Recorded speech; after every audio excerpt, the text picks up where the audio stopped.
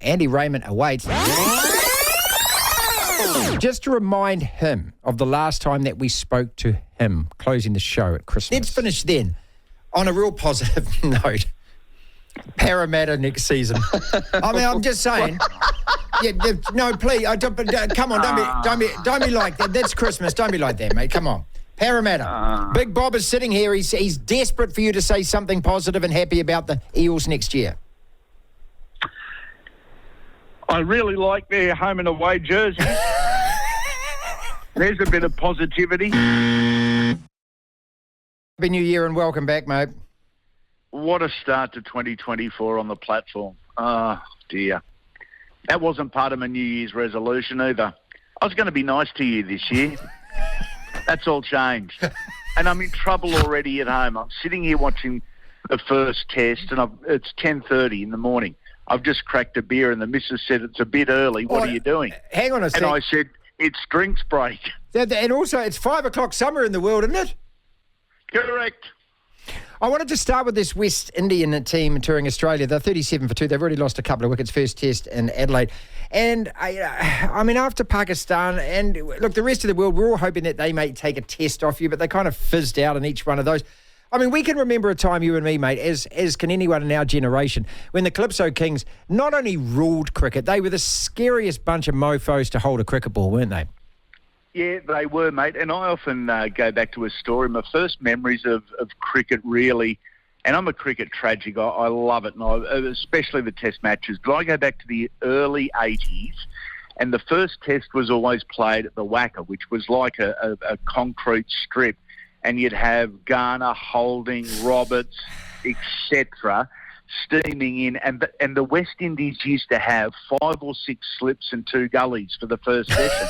It was brilliant. It was absolutely brilliant with these big fast bowlers firing down at 155 plus. Not a lot to talk about. Not a lot of discussion about Test cricket at the moment, apart from Steve Smith opening the batting, mate. The Windies haven't captured the general public's enthusiasm or interest. I think the ratings will be down as a result on TV, but apart from Smith and Cameron Green coming back into this test side and the retirement of Dave Warner, there hasn't been a whole lot of discussion. They're not talking about cricket at bars. They're talking about the BBL. So, mate, really, really disappointing where Test match cricket is going. We've got South Africa sending a B-grade team over to you guys. Oh, C-grade, mate. We've just been speaking about that D-grade team even, Yeah, but like you cheered against the Wallabies in the World Cup, you were barracking for the Springboks over the Wallabies, so I'm gonna cheer on the South Africans over the Kiwis. Just to spite you. Look, and I welcome that. Like, I hope that the West Indies might make an account of themselves, but they won't. I mean, how many of these Test matches are going to go the full 5 days apart from none? No, you're exactly right. I made another one of my very bad jokes, and I'm getting bloody good at that. The missus said yes last night. So when's the cricket? Does it start tomorrow for 5 days? I said, I think it starts tomorrow for 3 days. And that's about what I would expect. They're 2 for just under 40 at the moment. Not a bad start, not a great start. But look, they could really easily be, 7 for 74 at lunchtime. And effectively the game's over. The old cliche, you don't win a test match in the opening day, but you can lose one. Certainly lose it. David Warner, and we had our old mate Matt Gunn. He's originally from Cessnock, now lives in Twizel in the middle of the South Island there, about David Warner. He said, look, he said he loved him with a cricket bat, but he said there's so many unlikable aspects to the bloke. How was his farewell received in the end, especially with, what Mitchell Johnson had said as well before Christmas? Mate, the farewell was received positively by the masses. I think there were a number like me who can forgive to a degree, but they can't forget. And I'm obviously good way of putting it, mate. Good way of putting it. The sandpaper gate. But mate, I can't even really forgive. I'll never forget, but I can't really even forgive. I really can't. What went down in South Africa all those years ago, probably no one's ever going to know the full story. Cameron Bancroft, the poor kid, has been made the scapegoat when he was told what to do by senior members of his cricket side, including Dave Warner and Steve Smith. I think it's tarnished Smith's reputation. I think it's tarnished Warner's. Australians, by and large, are a pretty forgiving bunch. I don't know if I can go that far. With the bat, congratulations on a wonderful career to David Warner. You can't, even if you hate him, you can't take away his impact on the Australian cricket side and all forms of the game. That's fair. Does it leave a bitter taste? Absolutely it does. Then what he did, he turned up for the BBL, catching a helicopter from his brother's wedding, and people just went, "You wanker." Mate. Yeah, exactly right. Yeah. Aussie Open on at the moment, though. You love your tennis or not? No, mate, I do. I don't love it. I enjoy the tennis. I'll watch the cricket over the tennis anytime. First week of the Aussie Open, apart from any Aussies doing things, is very much who knows, who cares. And when it gets down to the business end, the quarterfinals, the semi-finals and the finals, that's when general interest picks up. I'm going to be honest here, mate. The world of tennis is so cardboard to me at the moment. Yeah, you're right. You are right. Look, they've sanitised it. They've homogenised it. It is, isn't it? Yeah. They've lost the personality from it, and now we just get a lot of spoiled brats, twats, and prats. As we saw a couple of them, Cam Norrie, who we claim is a Kiwi, he's not. He's a Brit, and a guy called Daniel Altmaier, who I've been sticking it to for the last 3 days.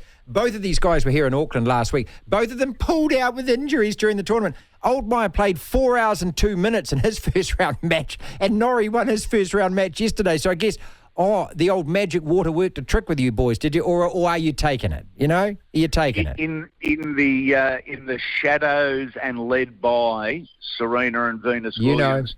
I always find it curious how tennis players retire once they've been broken on serve. Look, and Serena Williams was an absolute classic, especially in the last decade of her career. Any time that an opponent was getting on top, out come the injury break, out come the physio. Look, I've always thought this is one of the most mollycoddled, privileged sports. These people are treated like kings and queens. Get your own towel, get your own water, hold your own umbrella, and if you are injured or you are sore during the match, that's called attrition. I'm wearing you down. If you can't continue, get off the court. I hate this injury break with the physio. Anyway, let us talk and spend the last bit of our conversation about the sport that we both love so much. And Andy, and I've been saying all week, look, I got nothing against rugby. I love my rugby. We're over at the World Cup. You know all of this kind of stuff. I'm rugby born and bred, but I'm not looking forward to the Super Comp in any iota at all. I can't even pretend. There's no fan that does. We all know who the finalists are. We all know. But ask me about the NRL, mate, and I'll sit here and I'll talk for 3 hours non-stop about it. I am so looking forward to that comp this year. A couple of stories. One of them, Luai goes to the Tigers. That's not till next season, so maybe it's a bit early to even start talking about that. But genuinely, you go into the season full of hope, don't you, as we always do. Where are the Warriors going to finish on that table? Where is Matter going to finish on that table? Mate, the Warriors... There's a question mark over consistency because they've done it once now, but they've only done it once, and that was last year. What a test this season coming is for the Warriors, because if you wind back 12 months, it was the Eels and the Cowboys that probably overachieved, in terms of expectation. Last year it was the Warriors and the Knights. So the Warriors and the Knights, the pressure is on to repeat what they did in 2023. And for mine, they don't have to do better. They've just got to repeat it. And it's the old cliche about next week. That's really what the Warriors have got to be looking at and performing at that 8 out of 10 mark every week, as opposed to what we've seen in the past where they'll put 2 9 out of 10 games in, but then there'll be 2, 3 or 4 out of 10 games. I think Kurt Capewell is going to be the signing of the year, and I said this last year. Yeah, you did. Yep. This guy for the Warriors is what Steve Price or Brent Tate or Kevin Campion were.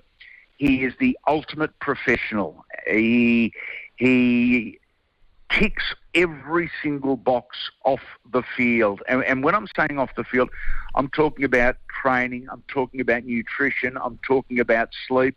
Most importantly, I'm talking about mentoring. Young men. Perfect. And, mate, this is a quality fella. He's a bit of a throwback in terms of the way he sees life and his values. He's got genuine country lad values, values that I love. I think he was well raised and raised in a very disciplined house. He's carried that on into his adulthood, and he makes his position within a club known, and he's a real mentor and a guy that I'd love, my son to go and have a chat with. Put it that way, and that's how I judge a lot of these guys. We talk about athletes being role models. Well, they're not. They're athletes, because I couldn't think of anything worse than some of these athletes who are meant to be role models having a chat with my kids. But Kurt Capewell, he is that guy, mate. He is that guy. Good head on his shoulders. Great signing, a terrific signing, and the fact they were able to get him out of the Broncos system 12 months early is a massive rap on Cameron George, Andrew Webster and the crew. So Warriors, they're a top 8 footy side. Whether they're a top 4 footy side, I don't know. Parramatta, I still think they're a top 8 footy side. It's going to be a wonderful season. There is so much talk about rugby league already, and we're in the 3rd week of January. There's nothing over this side of the pond about the Super Rugby, but there is 6 articles every day in all the major newspapers, mate. It's only 4 weeks till the trials start, and I know it's not proper footy, but it's still footy. It'll be back on our TVs, and it'll be pizza night once again. Look forward to talking to you every Wednesday, my man. Andy Raymond Unfiltered. That is the name of his podcast. ARU. Andy Raymond Unfiltered.